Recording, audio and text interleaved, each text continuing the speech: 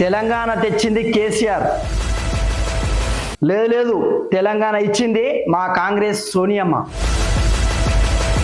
ఇలా మీకు మీరు కొట్లాడుకుంటే ఇల్లు వాకిలి కుటుంబాలను వదిలి రోడ్లెక్కి ధర్నాలు చేసి పోలీసులతోటి లాఠీ దెబ్బలు కేసులు, మరి ఉద్యమకారులు ఎక్కడ పోవాలి? రాములమ్మ ఎగ్జాక్ట్లీ పెద్దల సభలో ఇది అడిగింది. వాడి జీవితంలో అధ్యక్ష ఇల్లు పోగొట్టుకున్నారు, ఉద్యోగం పోగొట్టుకున్నారు, పిల్లలు పోగొట్టుకున్నారు, సర్వం అన్ని పోగొట్టుకున్నారు కదా అధ్యక్ష. ఉద్యమకారులను పట్టించుకోండి అధ్యక్ష. ఉద్యమకారులకు అనేక వాగ్దానాలు చేశాం అధ్యక్ష. 250 గజాల స్థలం ఇస్తామని చెప్పాం అధ్యక్ష. 250 గజాల ఇళ్ల స్థలం ఇస్తా అన్నారు. ఆ స్థలంలో కట్టుకోవడానికి డబ్బులు కూడా ఇస్తామని చెప్పాం అధ్యక్ష.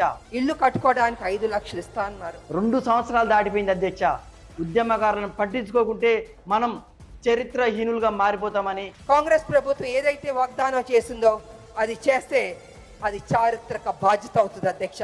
అలా చేయకపోతే అది చారిత్రక తప్పిదం అవుతుంది అధ్యక్ష. సొంత పార్టీ కాంగ్రెస్ను చెడుగుడాడిన రాములమ్మ